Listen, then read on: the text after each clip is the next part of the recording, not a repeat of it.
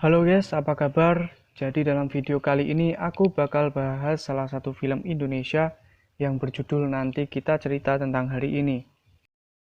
Film satu ini disutradarai oleh Angga Dwi Masa Songko dan diproduseri oleh Anggia Karisma.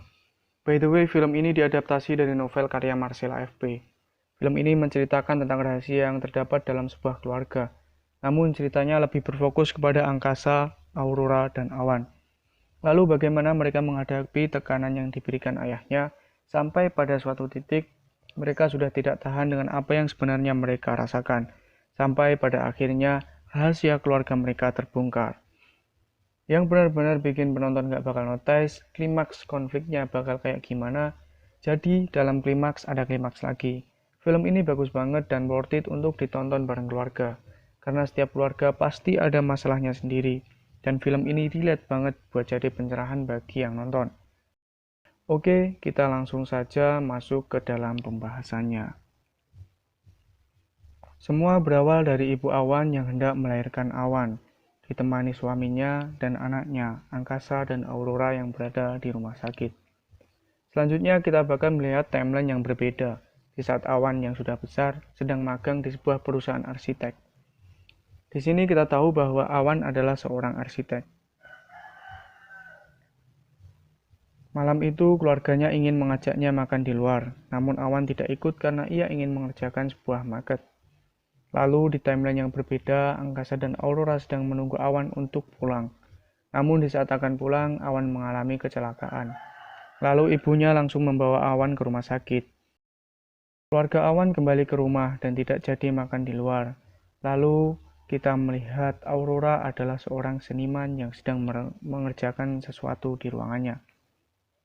Aurora diceritakan sebagai orang yang rajin dan disiplin.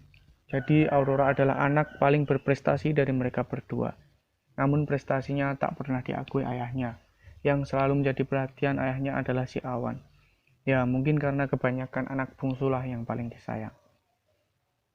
Kita akan melihat Awan yang sedang berdebat dengan leadernya tentang suatu proyek. Lalu Awan dipanggil oleh Anton Irianto yang merupakan CEO dari perusahaan tersebut.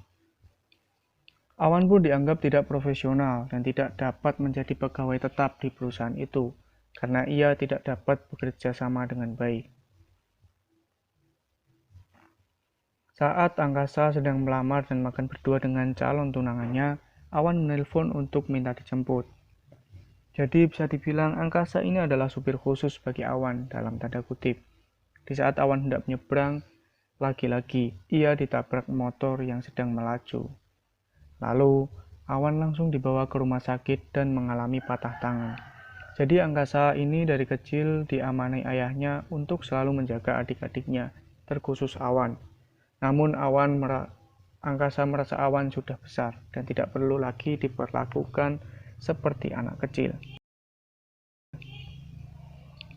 Selanjutnya, kita diperlihatkan Awan mengikuti Angkasa yang sedang menjadi I.O. dalam acara konser musik.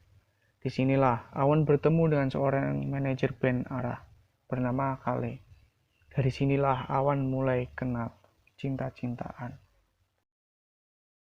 Lalu Awan kembali diterima bekerja di perusahaan itu karena bantuan ayahnya, karena ayahnya merupakan seorang developer yang akhirnya membuat Awan kecewa. Saat mengobrol dengan Kale, Awan tidak tahu harus menerima atau tidak pekerjaan yang ia dapatkan, karena ia merasa pekerjaan itu bukan dari jerih payahnya, melainkan dari ayahnya. Selanjutnya kita melihat Awan masih jalan dan makan di luar bersama Kale, padahal waktu sudah larut malam, sampai pada akhirnya Awan pun pulang.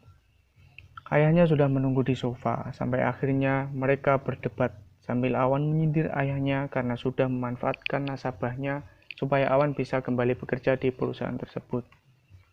Keesokan harinya, Awan pun dijemput kembali oleh Kale untuk jalan dan makan kembali. Namun kali ini dari pagi hingga larut malam, padahal malam itu Aurora sedang mengadakan pameran seni tunggal karyanya.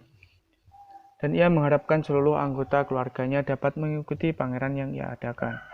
Sampai pada akhirnya Awan pun datang, walaupun terlambat.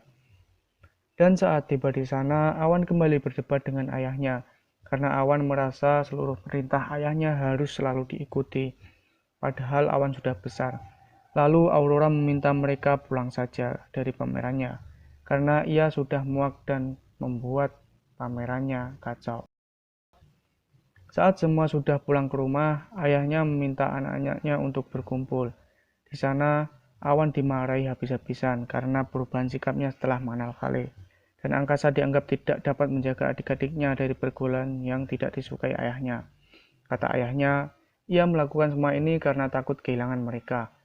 Namun Aurora bilang sebenarnya mereka sudah kehilangan dirinya. Mungkin di sini yang dimaksud Aurora adalah pribadinya yang sekarang bukan seperti saat dia masih kecil dahulu. Lalu kemudian Awan meminta maaf kepada Aurora karena perbuatannya itu. Namun Angkasa bilang yang salah bukanlah Awan, tapi ayahnya.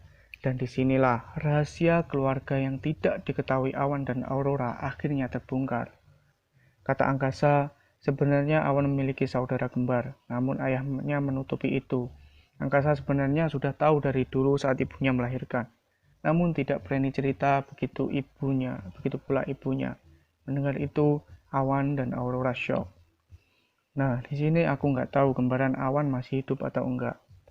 Tetapi di scene selanjutnya, kita diperlihatkan ayahnya yang sedang menangis di sebuah kuburan yang bernama bayi laki-laki.